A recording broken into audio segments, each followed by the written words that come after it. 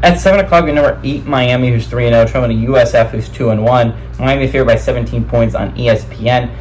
This is a really interesting game because there's only 2 games this week where a ranked opponent goes on the road against an unranked opponent. It's not happening a lot this week. All the ranked teams are going on the road against other ranked teams. We'll talk about the other one a little bit later, but this is one of the only ones where a ranked top 25 football team is going on the road against a team that is not ranked, or really even receiving votes to be ranked. Cam Ward has gone 65-89, thrown for 1,035 yards, 11 touchdowns, 1 interception. Damian Martinez had 29 carries for 159 yards and a touchdown on the ground. And Xavier Restrepo's had 14 catches for 263 yards and 4 touchdowns. Byron Brown has gone 47-84, thrown for 448 yards, 2 touchdowns, 0 interceptions. Also leads his team on the ground with 46 carries for 254 yards and 2 touchdowns.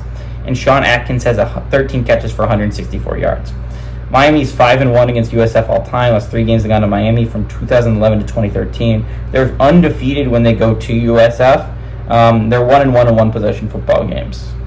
So I think what's really interesting here is this is a big game for USF, right? Right now I have USF significantly out of my playoff picture, right? When I'm talking about group of 5 teams, I'm not even bringing them up as a team that can make a run at the playoffs. That isn't technically true. If you win this game through USF, I think you're right back up there with everyone else. Your only loss would then be on the road, and I understand the final score is lopsided, but it would be on the road against a really good Alabama squad. And suddenly I think you're thrown up there with the Boise State, right? Where it's like, yeah, it's a loss, but it's an understandable and explainable loss, and they have a good win on the resume. Arguably better than Boise State, because Boise State doesn't have a great win on the resume. They just have the fact that they really competed against a really good Oregon squad. And honestly could have won that football game. USF is in an interesting position where it's like, if you lose this game, I will say I think you're out.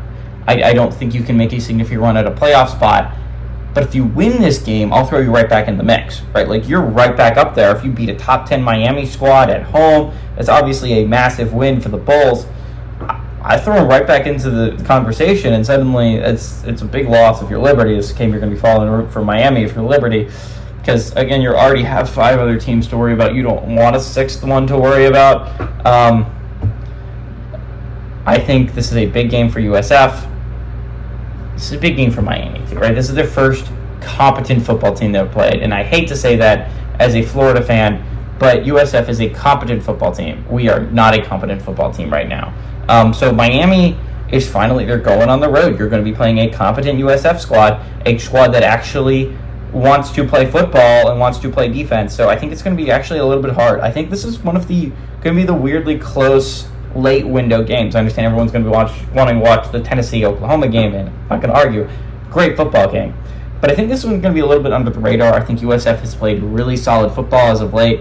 I think the game against Alabama is not a flash in the pan. I think they've consistently shown that they can compete with the big boys, and I think they compete with the big boys here. As much as I like Miami, and I think they're a really good football team this year, I think they're going to struggle a little bit. This is the first competent football team they've played. And I like Miami to go on the road and beat USF, but I like USF to cover the 17-point spread.